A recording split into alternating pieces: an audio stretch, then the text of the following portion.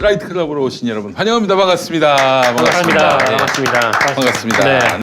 총선이 이제 뭐 하루 앞으로 다가왔다 해도 과언이 아니에요. 네, 그렇죠. 네, 그렇습니다. 이제 한 3시간 남았는데 3시간 더하기 24시간 더하기 6시간 하면은 33시간 후에는 마지막 투표, 네. 본투표가 있게 되고 그로부터 이제 12시간이죠. 12시간 지나면은 예고 방송이라든가 이런 거 보면 6시 땡! 뭐 이렇게 얘기는 됐거든요. 네. 아이고 참 이거 한시라도 좀 빨리 보시고 싶어서 그런 겁니까? 너무 궁금해요. 진짜 엄청 궁금하긴 하죠. 너무 궁금합니다. 근데 제가 봤을 때 네. 이번에 사전 투표율도 높은 데다가 네. 방송사들이 굉장히 안전하게 아마 예측을 할 것 같아요. 그래서 최소 의석에서 최다 의석의 100석에서 범위가 200석.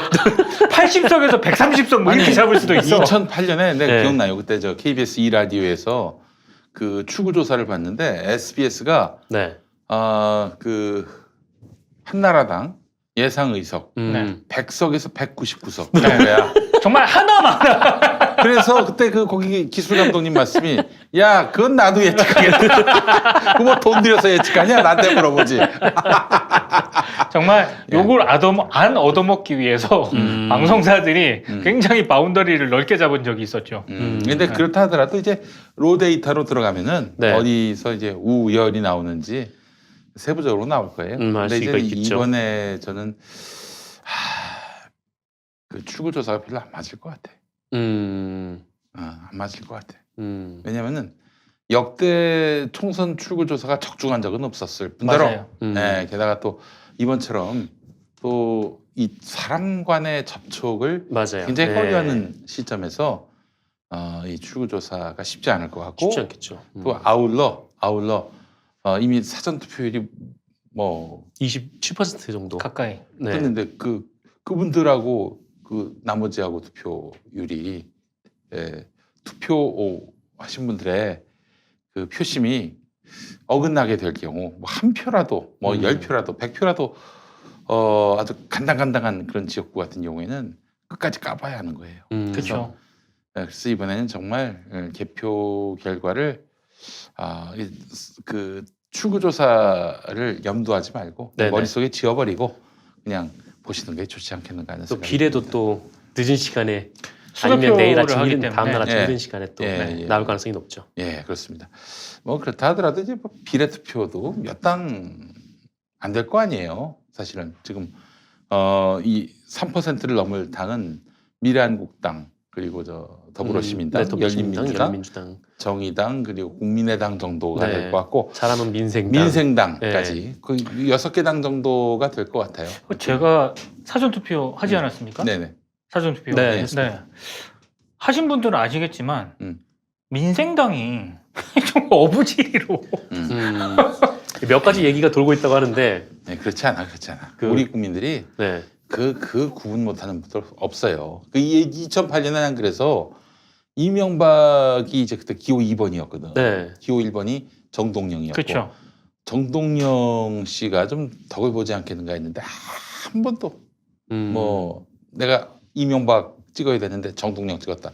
이런 분들을 만나지도 않았을 뿐더러 네. 못했을 뿐더러 그리고 그 이듬해 2008년 총선에서도 기호 1번 그때 뭐였지 이름이 대통합민주신당 기호 2번 한나라당 헷갈리지 않았어요. 네. 사람들이. 예. 그런 일은 없을 이번에 좀 겁니다. 안 헷갈렸습니까? 저는 헷갈리진 않았습니다. 네. 뭐 근데 좀 길어가지고 이제 아니, 옆으로 나는 한번 찍기 전에 네. 한번 쭉 봤어 진짜. 네. 진짜 많더라. 네. 저는 뭐 워낙에 마음에 확고하게 이 당 찍어야겠다라고 마음을 먹고 가가지고 근데 다들 궁금해하시던데. 20만 원 주시면 제가 네. 알려드리겠습니다. 왜 이렇게 싸? 크게 불러야지. 200만 원 주시면 지금 연락을 했는데. 예, 농담입니다. 총선을 앞둔 총선 앞두고 제가 의식입니까? 목욕 재개를 해야 되겠습니다. 네네. 목욕 재개. 총선 앞둔 목욕 재개는 디아페 비누. 네. 네, 디아페 비누입니다, 여러분. 목욕 재개를 하신 이후에 욕 재개를 안 하신다. 욕 재개 안 하기로 했습니다. 손해 많이 봤어요. 자, 한동안 디아페 비누로 머리를 감지 못했는데 오늘 오늘만큼은 4월 15일 총선 압승을 기원하면서 목욕 제기하는 취지에서 이렇게 오랜만에 물을 준비했습니다. 자, 이 최근 구매 후기 먼저 뭐 지어낸 게 아니라 그 김용민닷컴에서 확인하실 수 있는 구매 후기입니다. 성인 턱드름이 심해져서 구매해 보았습니다. 매번 좋은 성분의 세안제를 구매해서 썼는데 별 효과가 없더라고요. 어제 빠르게 배송받아서 세안을 해왔는데 확실히 여태껏 써온 세안제들과 다르더라고요. 네.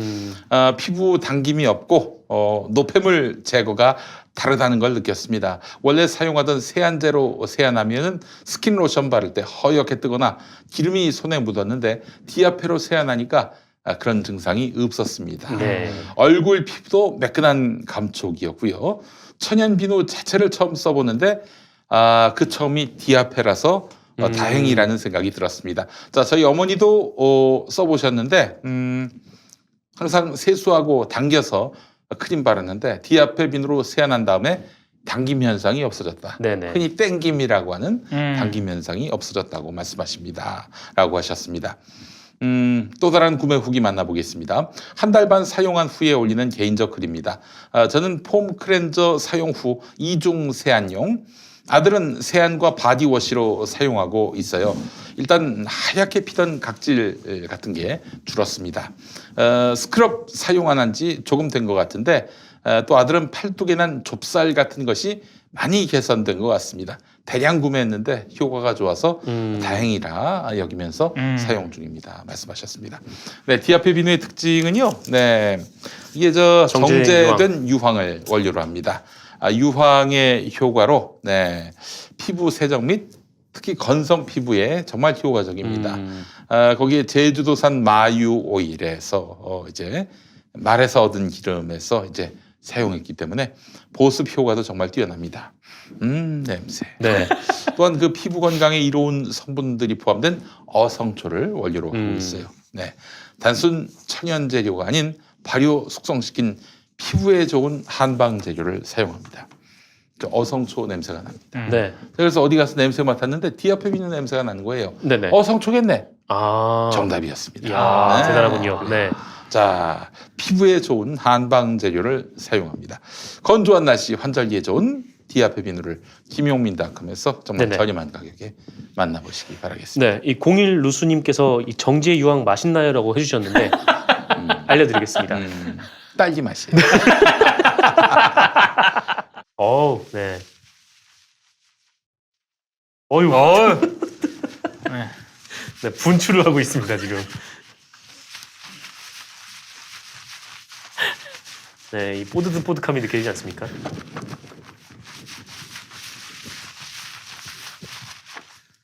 아, 김현 PD님이 살이 많이 빠지셨어요. 그러게. 네, 예전에는 목까지 손이 안 갔는데 네. 올라가고 있습니다. 네, 올라가고 있습니다. 뭐 이러다가 더 빠지면 등도 긁을 수 있을 것 같아요. 네. 하지만 네, 여전히 자, 얼굴도 닦겠습니다. 네. 네. 얼굴도 닦아야지. 오랜만에 장갑 색깔이 빨간 색깔이 아닌데? 네.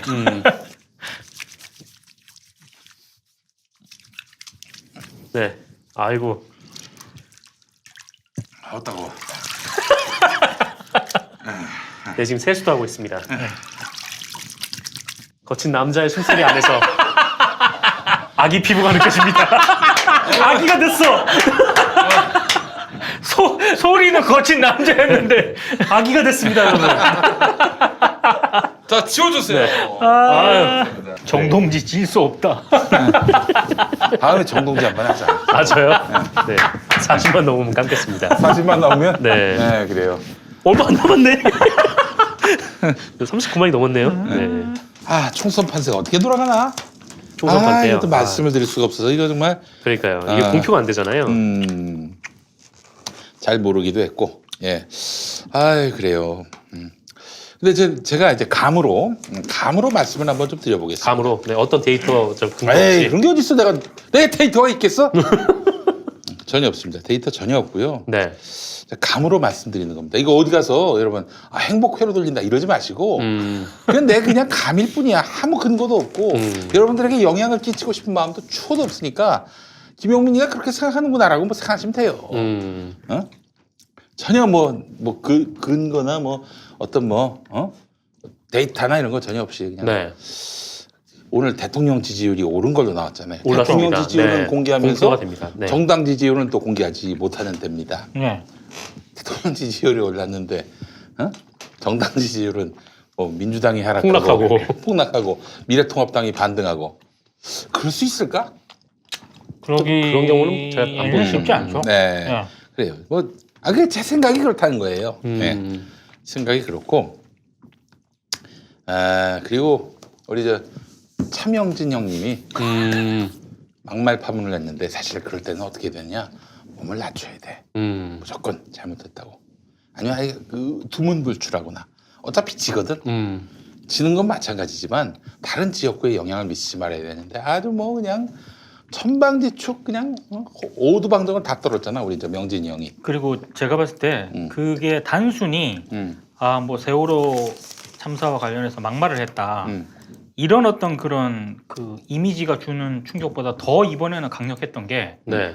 방송 화면에서 그 가로세로 연구소 그 선수들하고 그 화면이 나간 게 있어요. 근데 그 화면이 나갈 때 그 문제 발언을 할 때 주변에서 막 깔깔대며 웃었거든. 그 이미지가 주는 그게 엄청나더라고. 제 주변에서도 약간 보수적인 분들인데 막 화를 내시면서 분노를 하시는 거예요. 그 장면을 보고 저게 뭐 하는 거냐고. 그러니까 그 정도로 지금 여파가 세요.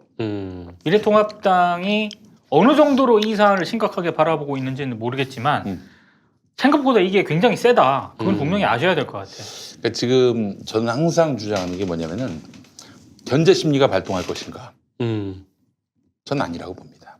이번 건은 견제 심리가 발동하려면은 대통령 심판론, 정부 심판론, 여당 심판론이 그쵸. 1년은 꾸준해야 돼요. 그렇죠.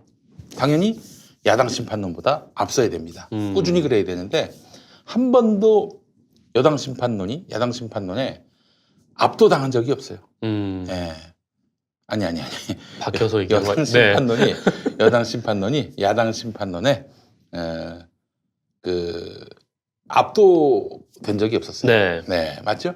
그렇죠. 네. 여당 심판론이 항상 야당 앞섰어요. 심판론보다 그렇죠. 네. 항상 압도적으로 많았어요. 항상 적었죠. 예, 야당 심판론이 더 조금 많았죠. 조국 교수 국면 때 출렁였던 거는 좀 기억이 나는데 하지만 최근까지 조사는 점점 더 벌어졌어요. 네. 예, 코로나19 대응과 관련해서 대통령이 진정성 있는 모습을 보여주니까 그렇다면은 여기서 견제 심리라는 거는 발동되기 어려워요. 한 1년 정도 숙성되어 온 그런 결집된 여론이어야 하는데 그게 어렵고 무엇보다도 이번 총선에 여야의 대권 주자들이 다 나왔습니다. 네. 그러니까 지금 황교안을 살리려면 하여간 견제 심리가 발동돼야 한다. 자유한국당, 미래통합당 다 망하게 하면 안 된다. 이런 게 발동되거든. 네. 이쪽에서 정말 대통령이 될 수 있는 주자가 있다면. 근데 지금 그 주자가 3등으로 떨어졌어요. 주저앉았어. 지금 1, 2등이 여당이야. 그리고 이 친구는 안 될 것 같아. 내후년 대선에서 또 질 것 같아. 그러면 이제 버리는 카드로 가는 거지. 보수 유권자들도. 중도는 말할 것도 없고. 나는 그렇다면은 지금 미래통합당이 굉장히 아주 코너에 몰린 상황이다. 그리고 오늘 무슨 김남국 얘기 나오고 저기 누구야? 강남에 그 후보 나하고 나이 같은데. 강남에? 김한표인가? 김한표는 저쪽이구나. 네. 김한규. 김한규 맞아요. 네, 김한규. 김한규 후보님 죄송합니다.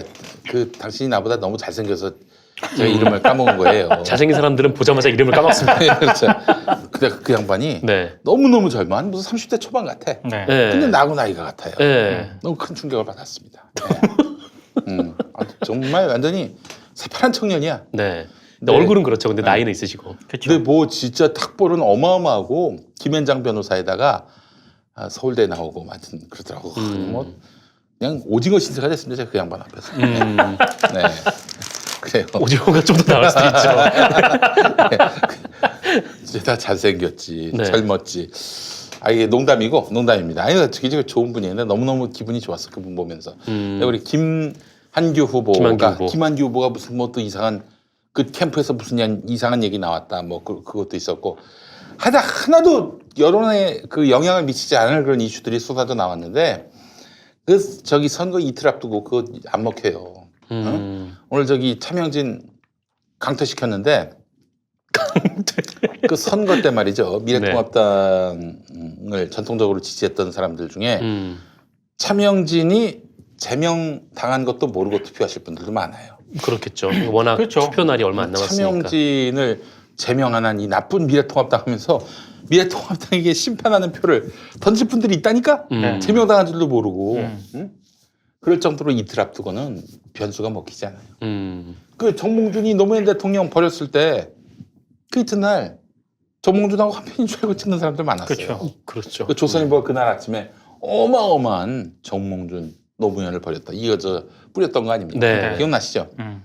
그래서 지금 이 국면에서는 어떤 변수가 나와도 먹히지 않습니다. 지금 당해봐서 알지 않습니까? 네. 당해본 사람이 압니다. 네. 네. 몸으로 체험해.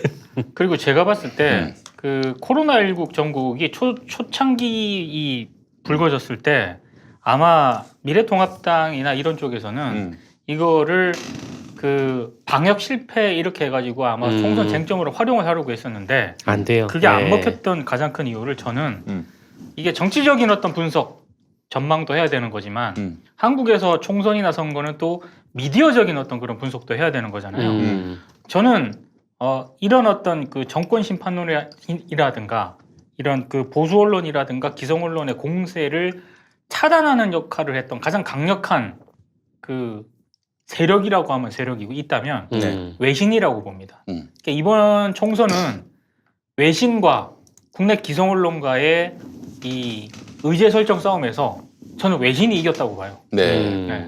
아, 그 굉장히 중요한 지적을 하셨어요. 저는 경향 한겨레나 이런 흔히 말하는 개혁 진보 언론의 어떤 그런 그 역할보다는 외신의 역할이 너무나도 컸다.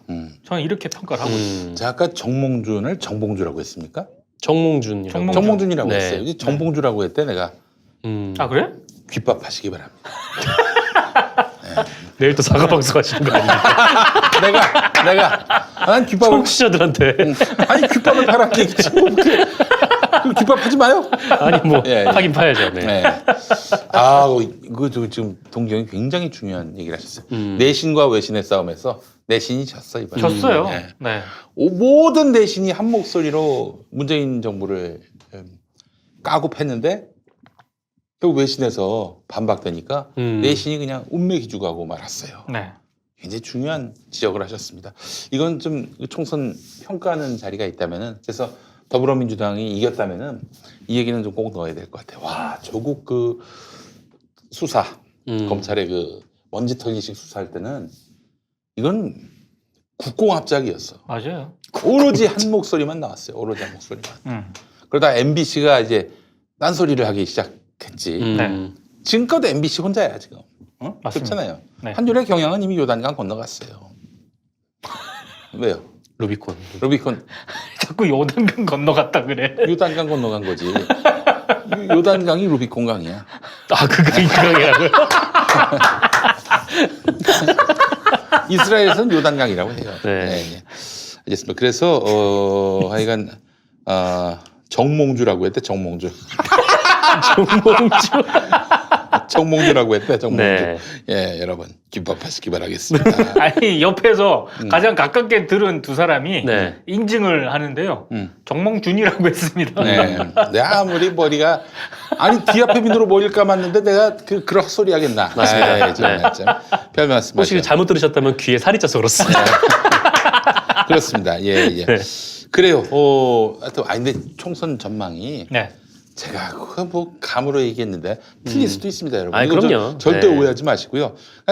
뭐 하여튼 다 필요 없어요. 투표 많이 한 쪽이 이깁니다. 그렇죠. 제일 정확한 전망은 투표 많이 한 쪽이 이기고요. 네. 물론 또 우리 저 시청자분들이 워낙 정치 고관여층이고 똑똑하셔서 네네. 이 말 듣고 그래 투표 안 해도 되겠지 이럴 사람 없어요. 한 이분들 명도 거의 다 아시지 않았었을까? 보고 계신 한 분들. 명도 그런 분들 없습니다. 또 아울러 앞서도 얘기했습니다만은 이렇게 얘기한다고. 야, 진보 쪽에서는 이미 뭐 샴페인 터뜨렸다고 하더라. 아, 뭐 그런 이런 건 얘기 아니죠. 한다 하더라도 견제 심리가 생기기 쉽지 않은 구조예요. 예. 아니, 그것도 웃기잖아. 저쪽 한나라당이나 새누리당이나 미래통합당이 압승할 상황, 그 상황 때는 견제 심리가 발동합니까? 발동 안 됐잖아 그때. 그쪽이 질 것 같으면 견제 심리 얘기가 나오고, 이쪽이 이길 것 같으면 견제 심리 얘기가 나오고, 뭐야 이게 대체? 그렇죠. 네, 웃길 따름입니다. 네, 알겠습니다. 총선 이야기는 이제 잠시 후에 다루도록 하고. 개표 방송해서 얘기인데 제가 뭐 다른 방송에 대해서는 언급하지 않겠는데 이번에 JTBC의 그 개표 방송 패널 선정은 네. 정말 그 갈등 구도를 정말 그 선점해서 장사를 해보겠다는 그런 의도를 척척이. 너무나도 노골적으로 진중권 교수 나오니까. 예, 드러내서 예, 저는 제끼려고요. 과감하게 JTBC는. 진중권이가 언제 저 우파 편으로 갔대?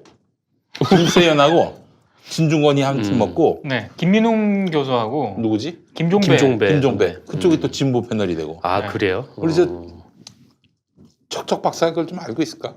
자기가 이렇게 이제 우파 패널이 된 걸. 아니, 저는 이 얘기를 하는 거는 뭐 진중권 뭐 교수를 뭐 이렇게 비하하고자라고 하는 의도가 아님을 전제드리고 말씀드리면, 에이, 척척 박사 별거 아니야. 뭐 아니 뭐 그 세게 공격받는 씹어. 게 뭐 무서워서 뭐 그런 게 아니고. 그 척척 박사는 세게 씹으면 또 안 공격한다? 뭐 씹어대는데, 근데 어쨌거나 제가 드리고 싶은 말은 저희 동네에 이제 편의점을 하시는 그 어르신 한 분이 계세요. 굉장히 그 성격도 좋으시고 되게 친절하시고 되게 좋으신 분인데, 근데 그분이 이제 그 좀 신의 한수, 뭐 고성국 TV 이런 걸 계속 봐요. 보셔요. 계속 보셔요. 그래서 아, 이분이 좀 이쪽 분이구나. 그러니까 항상 일할 때 이제 앞에 이제 어르신이 이제 그 핸드폰 유튜브를 다 그걸 켜고 계시더라고요. 그래서 가끔 이제 들려서 이제 편의점에서 뭐 살 때마다 이렇게 딱 들었는데, 어느 날 갔는데 이분이 진중권 선생님 강의를 듣고 계신 거예요. 우리 편이 됐구나. 좀 당황스러워가지고. 네. 그래요. 뭐 그렇습니다. 네. 네. 그래요. 그렇게 됐네. 아니, 사실 예전에 2012년 총선 때 이제 드디어 우리 성국이 형이 커밍아웃을 했지 않습니까? 네. 친박으로. 그동안 쭉 진보 패널에서 토론을 했다가 어느 날 갑자기 우파 패널로 이제 배정이 된 거야. MBC 토론인가 거기서 나와가지고 제가 왜 이 자리에 앉아 있는지 모르겠다. 그 발언했던 걸 제가 들었던 기억이 납니다. 예, 그래요. 그 본인이 잘 아시겠지. 예. 네. 이제 완전히 그 형님이야말로 요단강을 건너갔어요. 요단강 정도가 아니라 아예 지중해를 건너갔어. 네. 은하수를 건너다.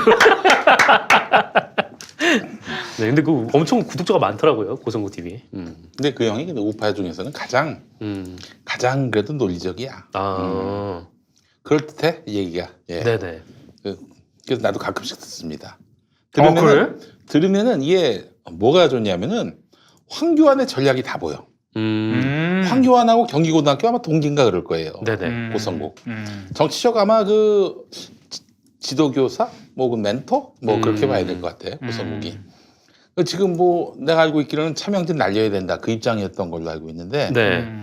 그 청취자들하고 2000대 1로 싸우는 1대 2000으로 싸운다는 뭐 네. 그런 얘기도 있는데 맞는지 모르겠어요. 아, 들어보지 대단하네요. 못해가지고. 네. 예, 그래요. 성국이 형.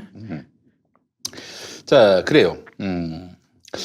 그래서 하여간 개표 방송은 어디가 좋을까? 형님 뭐 보려고? 저는 제가 아는 사람이 만약에 방송을 한다면 전 TV가 아니라 라디오를 어디? 참고하겠습니다. 오늘 라디오. 네? 오늘 라디오. 아니 그러니까 제가 생각하고 있는 그 사람이 개표 방송에 합류를 한다면 저는 그 라디오 방송을 듣겠습니다. 누구? 있어요? 있어요? 네. 혹시 김용민 씨?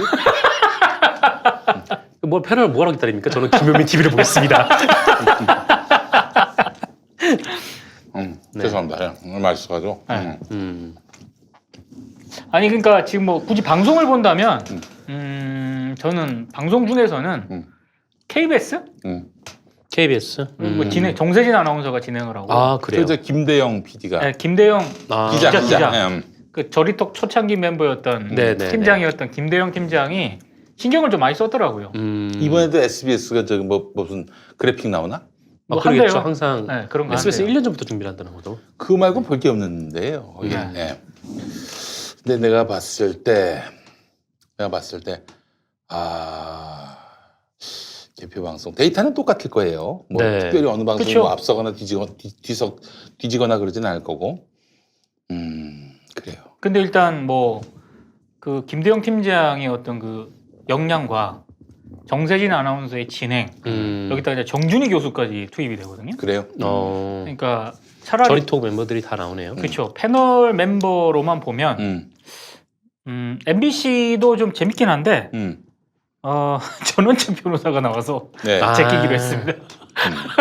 자, 여러분들 8시에 네. 김용민 TV도 개표 방송을 합니다. 그러니까. 네, 개표 방송하는데 네. 박시영 박시영. 민지 코리아 컨설팅 대표가 몸값이 꽤 높을 텐데 지금 박시영 대표가. 아니 그 형님이 하자고 그랬어요. 그래서 그래요? 저기 벙커원 교회에서 이제 생방송으로 하기로 했고 네. 저기 한 30분 정도 모시려고 그러는데 내일 박시영의 눈 공개 방송이 아니라 내일 7시부터 9시까지 방송하는데 그 사이에 30명을 선착순으로 모집할 계획입니다. 내일 저 생방송 중에 코로나 때문에 30분만 모시나 보죠. 30분만 모시고 오실 때 발열 체크하고 네. 마스크를 착용하신 분들만 오실 수 있고요. 네네. 네.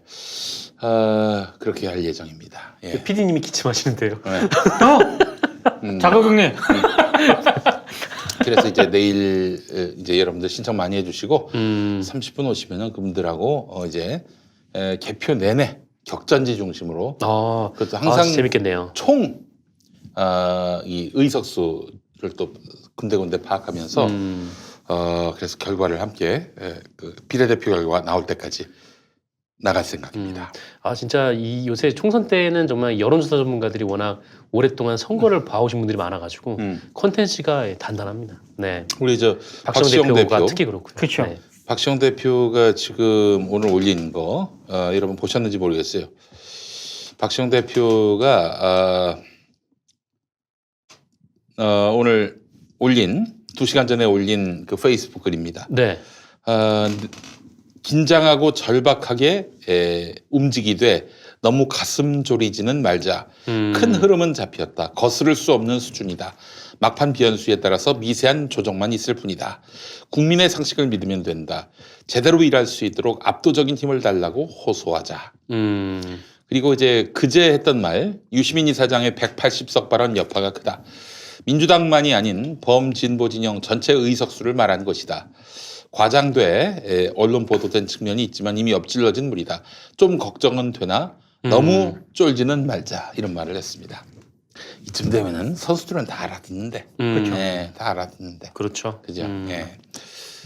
뭐 구체적인 수치가 안 나왔으니까 뭐 선거법을 어기거나 뭐 미발표된 여론조사를 공표한 행위거나 그렇지 않습니다. 그런 건 예. 아니죠. 네. 그러나 대략 흐름이 그러합니다. 그러니까 여러분 너무 걱정하지 마시고 뭐 행복회로 돌린다.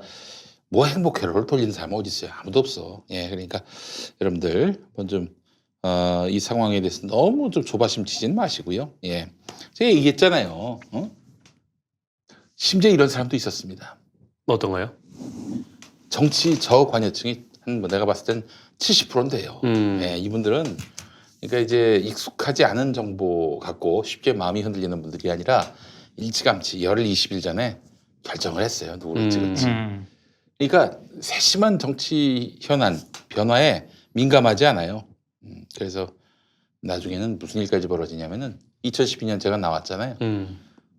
낙선되고 나서 얼마 뒤에 지역구 주민을 만났는데 서울 중심부에서 의원님 당선 축하드려요.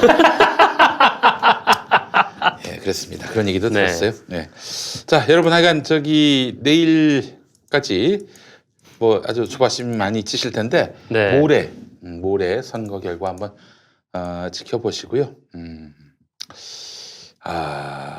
우왕청심원을 좀 준비하시는 것도 좋지 않겠는가? 뭐 그런 말씀을 뭐 드렸습니다. 어떻게든 놀랄 수도 있다 뭐 그런. 아니 그 사실 선거 결과가 나오면은 네. 어떤 결과가 나오더라도 가슴이 철렁 내려앉는 분들이 있습니다. 뭐 그럴 네. 수 있죠. 네. 사람에 따라서는 우왕정심환이 필요할 수도 있다. 이런 얘기를 드리는 건데 뭐 이상하게 생각하시나 봐요. 아니 뭐 전혀 그렇지 않습니다. 네, 그래요? 네. 알겠습니다. 예. 그래요. 그리고 가급적이면은 네네. 뭐 저기 집안에 있어가지고 그래서 뭐 저기 뛰는 일이 있다든지 이런 일은 없어야 되겠다. 예. 그 층간 소음 문제가 심각합니다. 요즘. 네네. 예. 그래요. 정말 아까 박시영 대표 글도 그렇고 김용민 선수 지금 하는 얘기도 그렇고 일단 할 얘기 나온 것 같습니다. 네. 이럴 거면 여론조사 공표 금지를 왜 만들어? 내가 무슨 얘기했습니까? 아니요. 행복회로 들지 마세요. 그냥 나는 아무 궁금해서 얘기도 안 그랬다는 했어요 거죠. 아직. 네. 아니 층간 소음은 24시간 365일 우리 조심해야 사회에 네. 굉장히 심각한 문제입니다. 그렇습니다. 예. 아니 뭐 지금 1.6만 맞아요? 네, 동시접속 16,000 분이 들어와 계십니다. 네. 이야, 할 일 없으시네. 내일 사과방송 하겠는데 박시영의 눈이 아니라 김용민의 사과로. 네. 여러분 하여튼 뭐 저기 이제 행복회로 들리지 마시고 네네. 누차 말씀드리지만 투표를 많이 한 쪽이 이깁니다. 예. 지금 무슨 예측이 필요하겠어요? 많이 투표하는 것이 답이다, 길이다. 이 말씀을 드리도록 하겠습니다. 오징어를 어떻게 사냐면서 갑자기. 불현듯 또 네네. 답을 김용민 구하시는 분이 닷컴에서 있었습니다. 김용민닷컴에서 네, 구매하시기 구매하시면 바라겠습니다. 됩니다. 자, 오늘 어떤 이야기부터 해볼까요? 자 오늘은 음, 그 최근에 음. 언론사들 경영 성적이 영업 성적표가 글쎄 말입니다. 발표가 됐습니다. 네. 근데 아마 이거 보시고 약간 좀 음. 충격 받으시는 분들이 있는 것 같은데 음. 저는 전혀 그러실 필요가 없다. 왜냐하면 이건 어느 정도 예상이 됐던 그런 상황이다. 어떤 결과예요? 일단 신문사들이 굉장히 그 경영적인 측면에서는 선방을 했습니다. 이상하죠? 원래 신문 산업은 사양 산업이라 그랬는데 네. 경영적인 측면, 뭐 매출 측면에서는 선방을 했고 방송사 같은 경우에는 굉장히 심각합니다. 특히 KBS, MBC는 너무 심각하고요.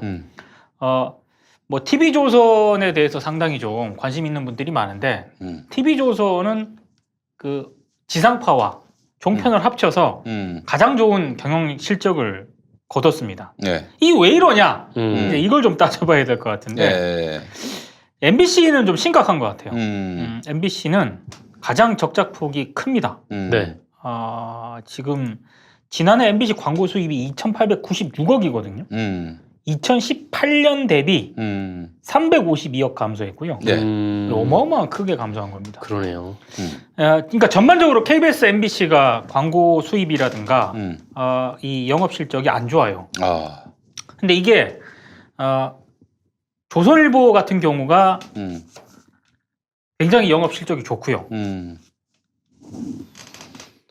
TV조선 같은 경우만 하더라도 144억 정도의 영업 이익을 냈거든요. 아이고. 네. 근데 지금 흑자를 본 데가 조중동, 그다음에 매경, 한경, 한결의 경향연합은 약간 턱걸이 수준.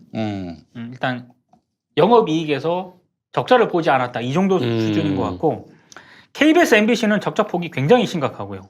JTBC 역시 심각합니다. 채널A도 심각하고. 근데 SBS와 TV조선은 영업 성적이 일단 영업이익을 냈습니다. 이게 왜 이러느냐? 일단 TV조선은 미스트롯의 영향이 굉장히 큰 것 같아요. 미스트롯. 네. 그게 상당히 이 광고라든가 네네. 이런 게 많이 붙었기 때문에 근데 단순히 그것만 볼 수 없는 게 TV조선 같은 경우에는 종편인데 최근 들어서 예능 작년 하반기부터 예능을 좀 강화해가지고요. 이게 어느 정도 이제 반영이 된 건데 종합편성 채널임에도 불구하고 사실 미스트롯 정도를 빼고는 드라마라든가 이런 게 없습니다. 근데 드라마 같은 경우가 사실 이게 돈 먹는 하마거든요. 네.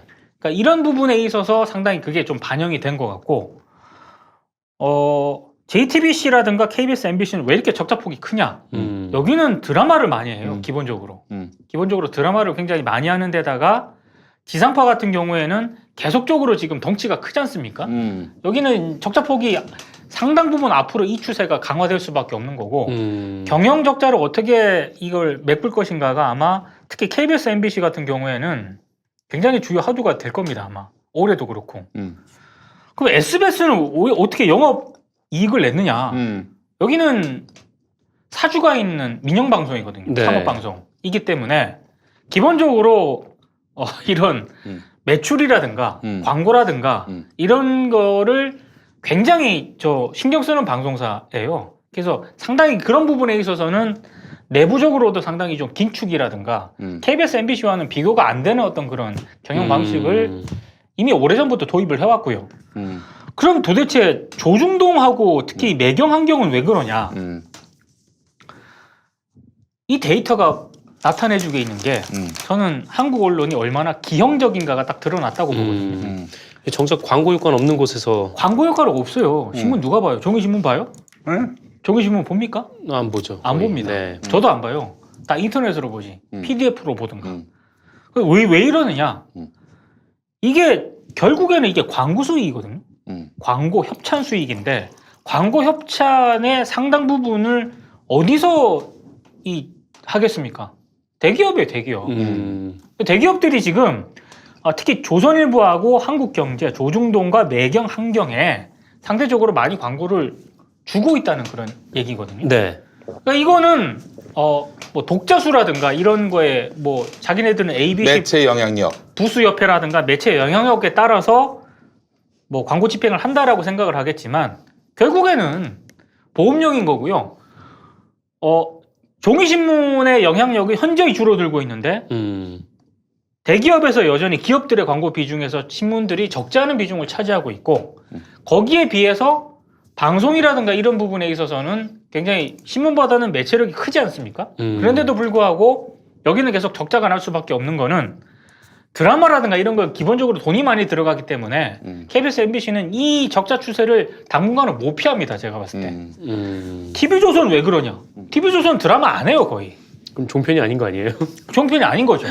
여기에 대해서도 난 분명히 방통위가 제대로 평가를 해야 될 필요가 있다라고 보고요. JTBC가 왜 이렇게 적자폭이 크냐? 거긴 드라마 엄청 하거든요. 채널A하고 TV조선하고는 또 다른 거고요. 투자를 많이 해서. 투자를 네. 많이 하죠. 그럼 지금 이걸 보면은 현 정부의 비교적 친화적이라고 하는 매체들은 굉장히 네. 이 손실이 좀 커 보이는데 좀 적대적인 TV조선이나 이런 것들이 말씀 재정 오히려, 상황이 예. 좋은 이유는 이게 무슨 보도 성향 때문에 그게 그런 게 아니에요. 아니라 투자를 많이 한 데는 손실을 많이 보고 네. 투자를 적게 한 곳은 손실이 거의 없고 네. 그런 얘기네. 그 측면이 일단 크다고 보고요. 이 신문 조중동하고 매일경제, 한국경제 같은 경우에는 왜 이러느냐? 기본적으로 저는 광고 효과가 별로 없는 곳에 대기업들이 광고를 많이 준 측면도 있고 그게 이제 보험성 측면이 있긴 한데 저는 그 이면을 또 바라봐야 된다고 생각을 해요. 네. 결국에는 저는 조선일보하고 한국경제가 영업이익이 가장 컸거든요. 조선일보하고 한국경제가 대기업이라든가 이런 그 대기업 관련 보도에서 어떤 보도를 했습니까? 대기업 상당히 한국경제 같은 경우는 정경련이 대주주로 있는 데다가 그렇죠. 조선일보 같은 경우만 하더라도 굉장히 대기업 친화적인 보도를 했거든요. 네. 이건 언론사의 논조와 대기업의 이익이 얼마나 긴밀하게 결합되어 있는가를 2019년 신문사 영업 손익 결과가 정확하게 보여주고 있다. 그 중앙일보는 왜 이렇게 적냐?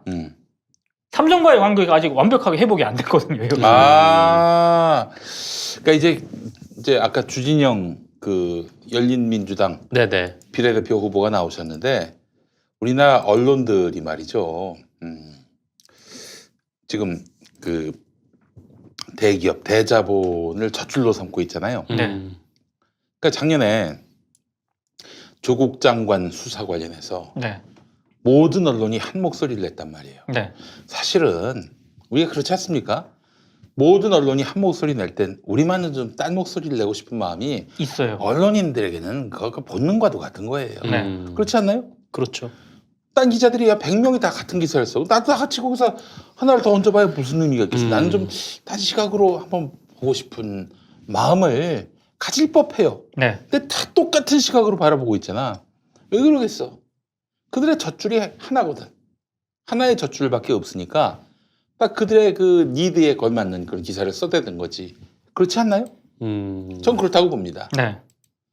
물론 이제 뭐 기자들 중에는 뭐 검찰하고 더 친해서 그런 면도 있고 또 뭐 더러는 문바들이 싫어가지고 그런 차원에서 기사를 쓰는 사람도 있지만 이런 저런 어떤 그런 기자들의 취향과 지향점들을 하나의 그 편집 프레임으로 만들어내는 게 데스크고 데스크가 바로 광고주의 젖줄을 빠는 인간들이에요. 네.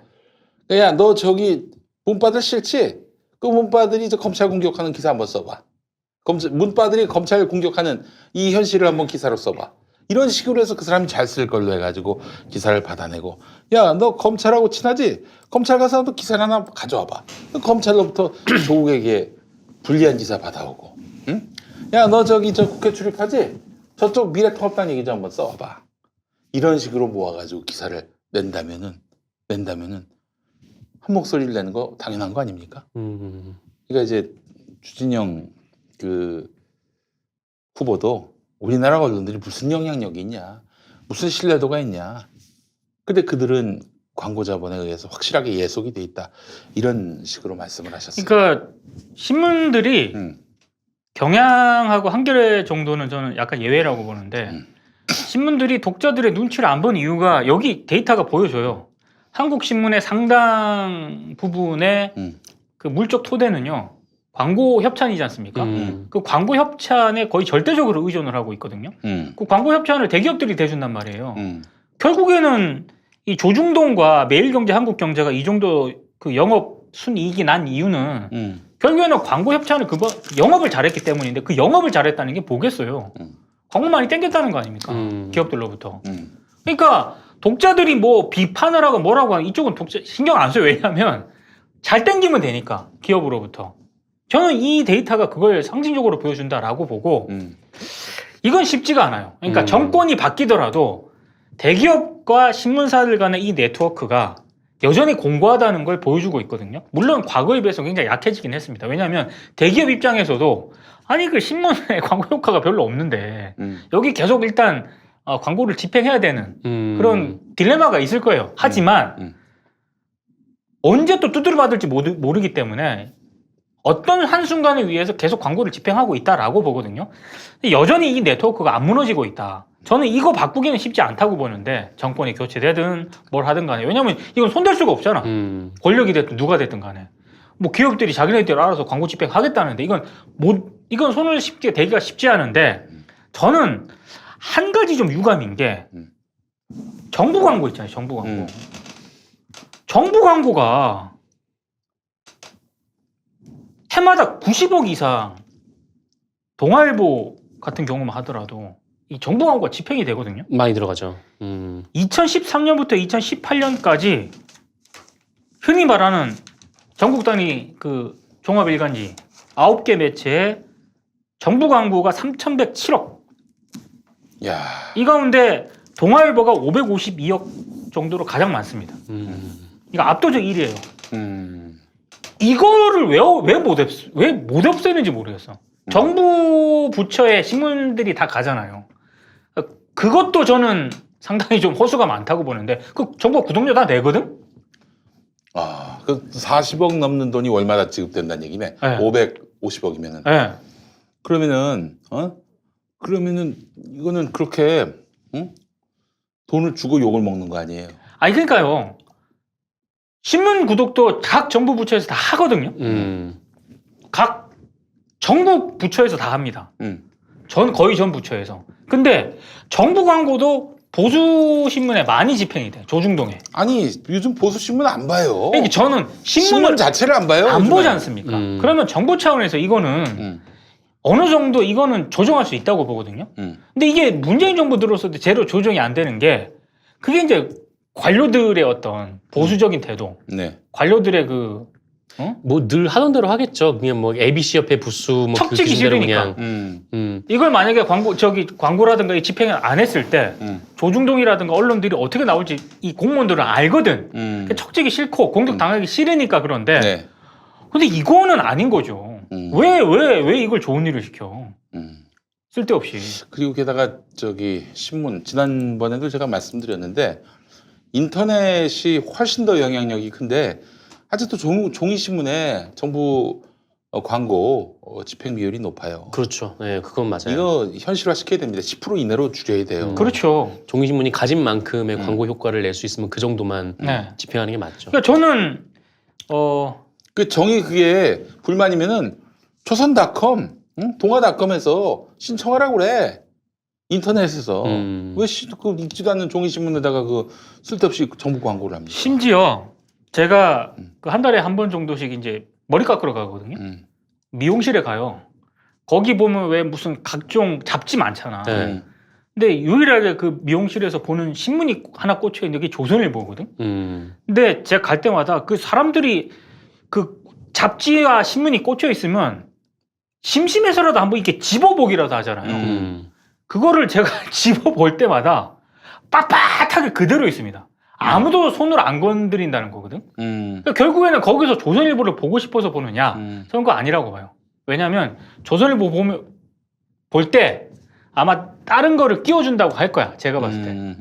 뭐 여성조선이라든가 뭐 이런 거 해가지고 같이 그렇게 볼 거예요. 그 안 본다니까 종이신문을. 정부 부처에서도 종이신문 볼 것 같습니까? 저는 안 봐요. 심지어 방송사에서도 종이신문 안 보거든요. 근데 계속 구독을 해요. 이거 과감하게 세금 절감 차원에서 저는 정리할 필요 있다고 봅니다. 이걸 왜 안 하는지 모르겠어요. 그러니까 결국에는 아까 얘기했다시피 이 조중동의 그 영업이익에 여기도 잡히는 거예요 지금. 조선일보가 이렇게 영업이익을 내고 한국경제가 영업이익을 내고 매일경제가 영업이익을 내고 이런데 잡히는 겁니다 다. 왜 이런 거를 좀 단호하게 처리를 안 하는지 모르겠습니다. 네. 참. 제 아들이 페이스북을 하네요. 아 정말요? 진짜? 네. 네. 잠깐 페이스북을 봤는데 네. 네네. 이거 얘기해도 되나? 나중에 편집해줘. 어디 사이트 들어갔는데 네. 문재인보다 이명박이 낫다. 어린이 사이트에서 그런 거 어린 사이드. 이제 중학생 사이트에. 그래가지고 제 아들이 이것들 말이야. 다스가 누구 거냐라고 물어보면은 다스가 뭐냐고 할 새끼들이 뭐 아무것도 모르고 네. 대깨문이라고 한다고. 큰일 났습니다 이제. 애를 어떻게 키우신 겁니까? 아니 평소에 어떤 의식화 교육을 한 거예요? 의식화 교육 전혀 안 했어요. 예, 그래요. 의식화 교육 안 했고 예전에 우리 총수가 너무 재밌게 생겨가지고 총수 아저씨 좀 보여달라고 데리고 갔는데 이 총수가 애 앞에서 담배를 피더니 야, 제 아들 이름 부르면서 따라해봐. 개새끼. 네. 이 정도면 고소해야 되는 거 아닙니까, 아니, 총수? 이거 네. 만약에 조선일보 기자가 네. 보고 있잖아. 네. 이거 쓴다 또. 김어준 총수 모 아들에게 에이, 욕 가르쳐. 그러고도 남을 인간들이야 그 인간. 아이고, 그리고 내가 그만큼 또 핫한 인간이면은 네. 기분이 좋을 것 같습니다. 아유, 우리 아들 너무 똑똑하네. 애국진보 소년. 네. 애국진보 소년이에요, 진짜. 네네. 레미제라블 다 읽었고, 오. 삼국지도 다 읽었고. 삼국지를? 에, 이 친구 대단한 친구예요, 진짜. 삼국지 저도 다 읽지 못했는데 그러니까. 대단한 친구입니다. 예, 그래요. 자, 결국에 이제 언론사들의 이번 영업 지표, 매출, 하여튼 결산 이거 네네. 보면은 우리의 왜곡된 이 언론사들의 수익 구조 이런 것들에 또 민낯을 볼 수가 있는 거네요. 왜 이렇게 정권이 바뀌고 이랬는데도 불구하고 왜 이렇게 언론들이 혁신적인 모습을 못 보여주느냐? 좀 물적 토대가 안 바뀌니까요. 그러니까 물적 토대가 바뀌어야 언론사들의 저는 내부 변화도 이렇게 강제로 추인할 수 있다고 보는데 여전히 그 물적 토대가 안 바뀌고 있는 그런 상황인데 저는 앞으로 언론개혁 운동도 이 물적 토대를 어떻게 바꿔 나갈 것인가를 상당히 좀 심각하게 고민을 해봐야 될 것 같아요. 이게 네. 무슨 뭐 나쁜 보도 해가지고 이렇게 한다고 해서 저 눈 하나 깜짝 안 하거든요. 그렇지. 깜짝 안 해요. 왜냐면 자기네들 돈줄은 다른 데 있으니까. 네. 저기랑 딜만 잘하면 되는데 어떻게 이 연결고리를 깰 수 있을까? 이 약한 고리를 건드릴 수 있을까에 대한 정말 어떤 전략적인 고민을 좀 해야 될 것 같습니다. 네, 알겠습니다. 자, 다음 이야기 뭐 해볼까요? 채널A 그 파문이 있지 네. 않습니까? 어제 채널A 어떻게 됐냐고 물어보시는 분이 계속 글을 올리고 네. 계세요. 예. 지금 뭐 일단 경영진 지난주에 가서 방통위에 출석을 했죠. 방통에 출석을 했고 취재윤리 부분에 대해서는 인정을 했고 자신의 이제 몰랐다. 하지만 개인적인 소행이다. 개인적인 소행이다. 이제 뭐 꼬리 자르기라는 좀 생각이 들어요. 그렇게 하겠다는 생각이 드는데 방통위가 뭐 어떤 결정을 할지는 잘 모르겠습니다만 전 다른 걸 다 떠나서 이 기자들이 이 채널A 문제에 있어서도 묘한 그 기계적 중립을 지키려고 하더라고. 그러니까 이게 잘 보도를 안 하지 않습니까? 보도를 잘 안 하는데 저는 주변에 그런 분들 혹시 못 봤어요? 전 너무 많이 봐서 이게 모든 기자가 그러는 건 아니다. 그래서 채널A 기자를 일반화시키지 마라. 네. 이렇게 얘기하는 기자들이 진짜 많아 주변에. 나는 깜짝 놀라는데 네. 저는 그런 기자들한테 이런 얘기를 좀 해주고 싶긴 해요. 그러면 조져라. 그렇지. 기사로 조져라. 왜 니네 기사로 안 조지면서 채널A 기자를 우리 뭐 일반화시키지 말라고 자꾸 얘기를 하냐. 얼마 전에 저 최욱이 저널리즘 토크쇼 제의에서 네. 뭐 누군가가 모든 기자들이 다 도매금으로 비난받는 것 같아서 안타깝다. 그러니까 그렇게 말할 게 아니라 그럼 기자들이 동료 기자지만 비판하라. 네. 비판해야 진정성이 있는 거 아니냐라고 얘기했어요. 최욱이. 아 대단하지 않습니까? 그게 저는 진짜 그 잘한 지적이라고 보는데 채널A 파문이 처음에 터졌을 때 기사 별로 안 썼거든요. 그러다가 MBC랑 이렇게 채널A 간의 보도 공방 프레임으로 갔을 때 MBC에서 약간 좀 제가 봤을 때 비판받을 부분이 있는 그런 리포트를 하긴 했어요. 그걸 딱 하니까 양비론으로 가는 거예요. 그때부터. 그러니까 저는 이런 식의 논리가 저는 그만했으면 좋겠는데 채널A는 이건 너무나도 명백한 취재 윤리이기 때문에 이건 논외. 하지만 이걸 비판한 MBC는 이렇게 시작을 하더라고. 근데 그런 얘기를 하는 기자들이 채널A 취재윤리 문제라든가 검언유착 의혹에 대해서 제대로 보도를 했느냐? 안 해요. 안 하다가 이쪽에서 약간 뭔가 하나라도 좀 걸만한 게 있으니까 얘는 확실하게 나쁜 놈인데 MBC도 그렇게 잘한 거 없어라고 얘기를 하더라고. 이게 나는 기자들의 굉장히 일반론적인 정서라고 봅니다. 특히 최근에 한국일보 제가 또 그렇게 비판하기도 했는데 한국일보의 이희정 그 미디어 전략실장인가? 그런 분이 있습니다. 이 양비론으로 가더라고요. 채널A 기자도 문제지만 이걸 또 자성의 어떤 계기로 삼기보다는 MBC도 상당히 문제다라는 식으로 이렇게 썼더라고 칼럼을. 자, 그분을 모르는 분도 아니고 아는 분이긴 한데 이게 전반적인 정서구나. 기성 언론들이 이 사건을 바라보는. 좀 굉장히 충격적입니다. 왜 그럴까를 생각을 해봤는데 일단 본인들이 보도를 안 한 그거에 대한 이런 식의 어떤 자기네들은 보도 안 한 게 아니다. MBC도 이렇게 문제가 있기 때문에 자기는 객관적인 위치에서 보도를 한 거다. 저는 이런 어떤 태도가 하나 있다라고 보고 네. 또 하나는 여전히 이번 사태를 조국 전 장관 사태 연장선으로 보고 있구나. 그러니까 MBC가 자체적인 이 정도 근거를 가지고 채널A의 기자의 취재윤리 문제를 단독으로 보도한 거 아닙니까? 근데 MBC에 대한 프레임, MBC에 대한 기성 언론의 알 듯한 모를 듯한 프레임이 있습니다. 조국 전 장관을 편들었던 방송사. 그러니까 MBC 보도의 그 근저에는 결국에는 그런 어떤 의도가 깔려 있는 것 아니냐라는 근거 없는 의심이 있는 것 같아요. 여전히 그 프레임으로 다른 언론사들이 보고 있더라고. 저는 그렇게 보거든요. 여전히 자기네들이 이 프레임이 작동이 되고 있는 겁니다.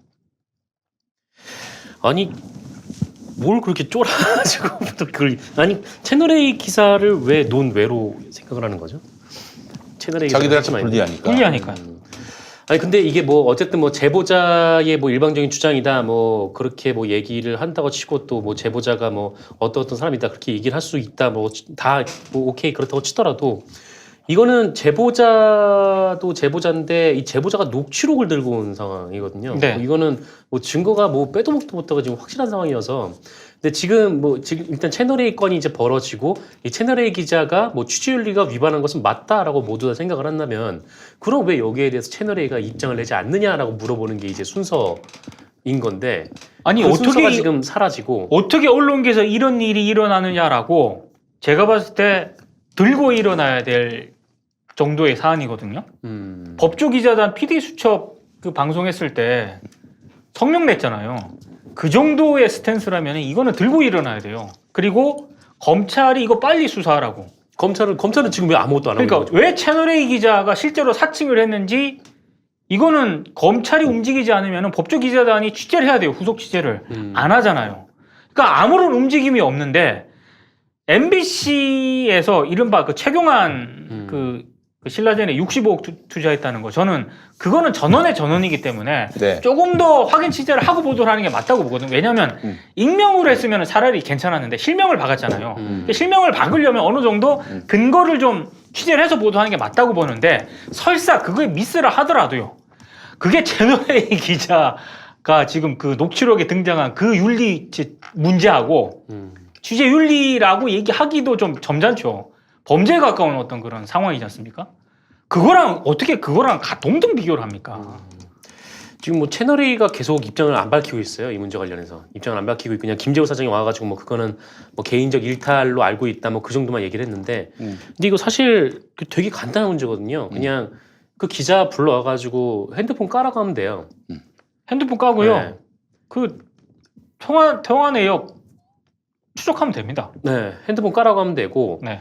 그리고 이제 또 다른 핵심이 이제 채널A 그 데스크가 지시를 했냐 안 했냐 그 부분이니까 얘가 핸드폰 안 깐다 그러면 간부들한테 깔아 그러면 돼요. 그렇죠. 이거 사실 뭐 진상조사 뭐 이렇게 규명을 되게 오래 할 것도 없고 이렇게 뭐 지지부진할 필요도 없는데 아마 채널A는 뭐 이달 20 며칠인가요? 그 재승인 만료 기간까지 아마 이걸 발표 안 할 거예요. 발표 안 하겠죠. 네.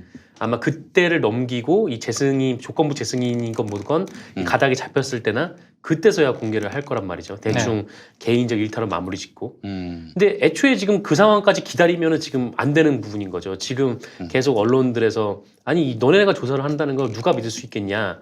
그 누구나 이제 상식적으로 납득할 수 있는 조사단을 구성하든지 아니면 니네가 검찰에 고발하든지 아니면 검찰이 채널A를 직접 고발하든지 네. 이렇게 지금 좀 따져 물어야 되는 시점인 건데 네.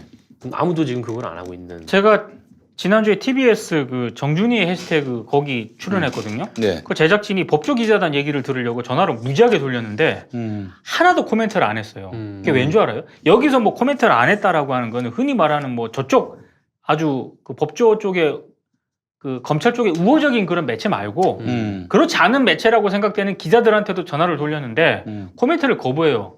저는 그 거부하는 현실적인 이유가 있다고 봅니다. 어떻게 해서 들어간 출입처인데 만약에 뭐 익명 처리를 하던 방송에 나갔다고 생각을 해보세요. 법조기자단 정상근 선수 알 거 아닙니까? 누구냐? 누가 이거 멘트했느냐? 이거 색출할 거라고 또. 자기들끼리서 징계하겠죠. 또. 네, 그러면 그 이후의 파장을 고려해서 저는 멘트 안 했다고 보거든요. 네. 그런 그 기자단의 폐쇄성에 갇혀 있어요. 여전히 법조기자단이. 당연히 이 정도 사안되면 들고 일어나야 되는데 그 못 들고 일어나는 거 하나. 네, 이거 심각한 문제라고 생각을 하고요. 또 하나는 아니 정말로 채널A 문제가 터졌을 때 그 문제가 그렇게 심각하다고 생각을 했다면은 당연히 그 문제의 심각성을 지적을 해야 되는데 이상하게 이 문제에 대해서 발언을 하는 흔히 말하는 보도를 안 하기 때문에 네. 보도를 아예 안 하는 곳이 많기 때문에 잘 부각이 안 되긴 합니다만 그나마 이 문제를 얘기하는 선수들도 채널A는 이건 명백해. 그런데 MBC도 문제야. 왜 항상 이렇게 얘기를 하냐고. 이거야말로 양비론이에요, 이거. 양비론이야, 양비론. 만약에 그 상황이 바뀌어가지고 유시민 장관에 대한 공작이 시작됐어. 한마디로 공작이 성공한 거지. 그럼 그때도 양비론으로 나오겠냐 이거야. 유시민한 사람 때려잡고 아주 매장하려고 작정했겠지. 다 그렇죠. 같이 달려들어서. 네. 안 봐도 비디오 아닙니까?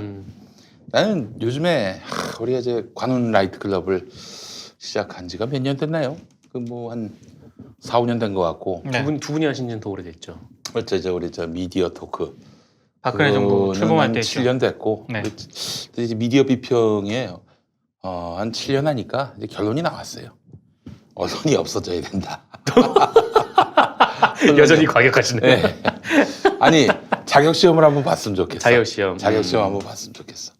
아니 이 사람들의 그런 그런 저널리즘에서 이탈한 막무가내식 보도 말이죠. 이 보도를 보면서 이거는 정말 사회적 흉기다. 흉기다 이런 생각을 했어요. 이제 사실은 항상 느끼는 게 뭐냐면은 기자들이 팩트를 보도한다고 하잖아요. 사실을 보도한다고 그러는데 그 사실이 맥락을 거세하지 않은 진실이냐 라고 한번 물어봐야 돼. 그렇죠. 예, 요즘도 오늘 미디어 오늘도 그런 기사 났습니다마는 무슨 성비하 발언을 김남국이 했대. 김남국이 언제 그런 말 했어? 그런 말 한 게 없어요. 뭐 그런 어떤 좀 성인용 토크가 있었던 자리에 김남국은 있었지만 김남국이 자기 입으로 그렇게 얘기한 적은 없어요. 왜 그런데 참여했느냐? 그걸 비난할 수 있을지 모르겠어. 그러면 그 비난의 강도가 참 낮아져야지 그 수위가. 근데 그 자리 참석했다는 이유만으로 다 쓰레기라고 본다면은 예전에 뭐야 그 백성학 씨인가요? 그 왜 그때 누가 참석을 했었던 왜 무슨 유승민도 참석했고. 네. 그 기억나지 않아요? 백성학? 백성학이었나? 백성학이 아니라 아니 저는 멀리 갈 필요도 없이 음. 저는 솔직히 그 김남국 변호사가 출연한 그 방송 있지 않습니까? 예. 그걸 한 번도 들어본 적이 없어서 예. 그 모르겠는데 지금 그 방송을 들은 분들이 올리는 그 글이라든가 얘기에 따르면은 네. 지금 김용민 PD가 얘기한 김남국 변호사는 그런 발언을 한 적이 없다는 거고 저는 좋아요 100번을 양보해서 김남국 변호사가 왜 그런 방송을 하는데 앉아 있었느냐 그거를 만약에 비판을 한 거라면 그 기자 단톡방 사건 있지 않습니까? 주요 일간지. 그렇지. 조선일보 들어가 있어요. KBS도 있죠. 네. 아니, KBS는 KBS는 KBS 는 아니고. KBS는 성우가 성우. 그랬대. 프리랜서 성우. 네. 그러니까 조선일보, 한국일보, 주요 일간지하고 지역지 기자, 방송사 성우, 그 불기소 한 12명을 미디어오늘이 추적을 했잖아요. 네. 줄여서 12명이잖아. 여기 기자 단톡방에 가입되는 사람은 더 많았고. 네. 이거는 저기 김남국 변호사랑 비교가 안 되는 사안이야. 이거 왜 가만히 있냐고. 네. 그래서 이거 봐서는 아무래도 김남국에 대한 이런 보도를 보면서 김남국의 또 저 조국 전 장관 이 수사가 잘못됐다라고 하면서 그 서초동에서 촛불 들었을 때 그 앞에서 연설도 했고 남아서 청소까지 했던 사람이에요. 얼마나 밉겠어. 그러니까 일방의 목소리만 전하는 거야. 김남국의 그 항변도 제대로 보도해 주질 않아. 김남국이 그런 얘기를 한 적이 없어요. 성희롱 발언을 한 적도 없고 여성 비하 발언 한 적도 없고. 근데 그 자리에 섞인 누군가가 한 말을 갖고 김남국이 한 말을처럼 이렇게 애초에 보도를 했어. 그걸 기초해서 정의당이 논평이 나왔고. 김남국 사과하라고. 뭔 사과를 해? 뭐 하지도 않은 말을 갖고 사과를 해. 그 자리 참석한 걸로 사과해? 아이고, 그러니까 진짜 이 사람들이 논평이라든가 이런 거 낼 때는 그냥 짓거리는 대로 짓거리는 게 뭐 책임 없이 짓거리고. 아이고. 그러니까 저 같은 경우는 뭐 김남국 변호사 그 방송 있지 않습니까? 그거를 저는 안 들었어요. 그러니까 저는 뭐라고 코멘트를 안 하지 않습니까? 왜냐면 안 들었기 때문에. 근데 그 방송을 들은 분들 얘기는 그런 발언을 직접 안 했다는 거거든. 그럼 왜 그런 방송에 참여를 했느냐? 이건 좀 다른 문제죠. 실제로 그 방송에서 만약에 문제가 될 수 있는 그런 발언들이 오가는 과정에 패널로서 참여를 했을 때 왜 그랬을까? 이거는 차원이 다른 문제인 거고요. 비판을 만약에 한다 하더라도 그 수위나 이 지점은 달라야 되는 그런 문제인 거죠. 김용민도 입 조심하자. 꺼져라 이 새끼야. 에이, 참, 이런 새끼 다 있어. 저기 제가 여기서 침묵을 했다고 해서 이 말에 동조하는 건 아닙니다. 그 일단 뭐 여러분들께 이 부분과 관련해서는 제가 좀 얘기를 좀 하자면은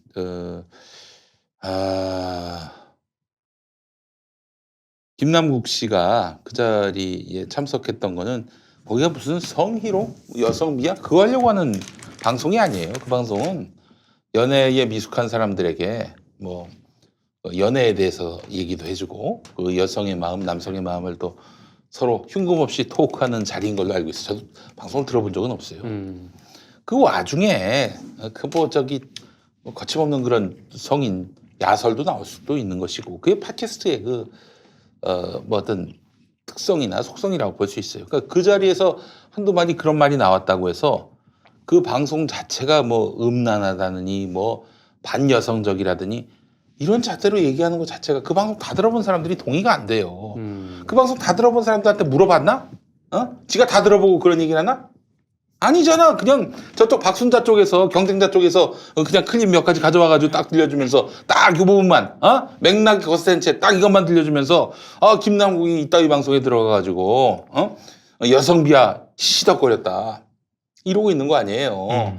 아니 그럼 다 들어보든가 다 들어보고 판단을 해서 저기 이 김남국에게 과실이 있는지 없는지 그걸 따져야 되는데 그냥 저 경쟁 후보가 가져온 그들이 펼치기 좋은 의도가 담긴 그래서 어떤 진실이 오염된 그런 사실의 편린들 갖고 김남국을 나쁜 사람으로 보는 이런 근거만 보고 그리고 판단을 해요. 정당이 언론이. 다 들어보고 싶은데 이 작가가 회당 10만 원으로 올려버렸습니다. 회당 유료에? 유료 팟캐스트예요. 유료 팟캐스트. 그래? 네. 정말 너무 불성실하고요. 그리고 니들은 그 팩트를 갖고 비판했다고 그러지만은 선택적 정의 아닙니까? 그 사람이 만약에 딴 사람이면은 김남국이 아닌 다른 누구라면은 야 근데 유희곤이라면은 이거 뺍시다. 갑자기. 아니 유희곤이가 그런 식으로 진해원 검사한테 사실상 협박한 거 아니에요. 겁박을 한 거 아니에요. 이거 편집합시다. 유희곤 건 빼고. 언론계 문제는 기자들이 잘 건드리지 않습니다. 예. 그리고 심지어 그 김남국 변호사 말고 그 유시민 노무현 재단 이사장이 알릴레오에서 범진보 180석 그거 언급을 했잖아요. 이게 오죽했으면 우리 아버지가 그 알릴레오를 직접 봤거든요. 보고 나서 언론을 욕하더라고. 그러니까 기사가 뭐 예측, 그다음에 범여권 다 이렇게 많이 나갔거든요. 우리 아버지가 정확하게 저한테 말씀을 하시더라고. 관훈라이트 이쪽으로 이동하고 있는데 언론들 왜 그러냐고. 그 알릴레오 제대로 보고 지금 그 기사를 그렇게 쓰는 거냐. 우리 아버지 지금 건강이 안 좋으시고 80 넘으신 우리 아버지가 알릴레오를 보고 방송사들과 언론들이 보도하는 걸 보면서 이거는 잘못 보도하고 있다라고 얘기를 할 정도거든요. 참. 그러니까 유시민 건도 그렇잖아요. 유시민이 언제 그런 말을 했습니까? 그리고 방송 보시면은요. 네. 그 댓글에서 네. 막 물어요. 유시민 이사장한테 올해 그 뭐 이번 총선 어떻게 예상을 하시냐. 뭐 180석 뭐 가능하겠느냐 이렇게 물어. 거기에 유시민 이사장이 그 뭐 민생당 그다음에 정의당 이렇게 범진보들이 이 굉장히 선전을 하면은 그 정도는 뭐 그 정도도 한번 희망을 가져볼 수 있지 않을까 이런 취지로 얘기를 하거든요. 그러니까 뭐 유시민 이사장이 이번 총선 180석 범여권 가능 이렇게 한 게 아니야. 그 예측을 한 게 아니라 기대를 한 맥락을 거야. 보면 댓글에서 막 물어봐서 유시민 이사장이 이렇게 해서 이렇게 하면은 범진보 진영 합쳐서 이렇게 하면은 그 정도도 충분히 희망을 가져볼 수 있다 이런 취지로 얘기를 해요. 그러니까 완전히 맥락이 달라요, 맥락이. 그래요. 이런 거예요. 제가 봤을 때 그 유시민 장관은 그때 내가 방송을 다 들어봤는데 물어봐서 그렇게 얘기를 한 거죠. 그러니까 뭐냐면은 자기가 주장을 펴는 거하고 누가 물어봐서 이렇게 답하는 거하고는 이거는 개념을 달리해야 되는 거야. 그 이재명 지사 재판이 그렇다니까요. 막 저쪽에 김영환이가 지금 미래통합당 간 당시 바른미래당의 김영환이가 막 추궁하듯이 물어봤을 때 그때 답을 한 거. 이걸 갖고 허위사실 유포, 허위사실을 유포함으로써 당선에 도움을 얻고자 그랬다는 식으로 덮어씌우는데 피동적 행위일 때는 그렇게 보면 안 돼요. 응? 본인이 적극적으로 주장해서 이야기한 것들 그런 거라면은 그게 사실 적용이 될 수 있는 그 문제겠지만은 그게 아니라 누군가 물어봐서 답한 거는 다르다고. 마찬가지로 유시민도 누군가 물어봐서 답한 거 아닙니까? 그 본인 얘기는 180석이 가능했으면 좋겠다는 얘기. 왜 180석이냐? 다른 게 아니에요. 180석이 가야 20대 국회처럼 120석이 넘는 미래통합당 때문에 국회선진화법을 방패로 해가지고 사사건건 쟁점 사안 만들고 발목 잡고 그래서 아무 일도 못하게 만든 거 아닙니까? 그러니까 180석을 넘어야 한다는 것은 암묵적으로 그 사실 이 범여권의 목표가 됐어요. 그런 차원에서 180석이 나온 거지. 지금 무슨 여론조사 뭐 그 데이터를 바탕으로 로 데이터를 바탕으로 180석 예측한 게 아니라 180석을 넘어야 그래서 120석이 넘지 못하게 저지해야 저쪽 나쁜 정당 미래통합당의 국정 발목 잡기를 저지할 수 있다. 이 차원에서 유시민이 얘기한 거라니까. 댓글로 물어본 거에 대한 대답 그것도 지금 언론에서 보도한 것처럼 범여권이 180석 충분 뭐 이렇게 단언을 한 게 아니고 범진보 진영 이런 그 취지나 맥락이 다르다는 거 하나 하고요. 저는 진짜 이해가 안 가는 게 그 말을 했다 칩시다. 그 댓글에 대한 뭐 답변을 했다 칩시다. 이게 기성 언론들이 이렇게 붙어가지고 보도해야 될 사안입니까? 저는 이거 정치적 의도가 있다고 보거든요.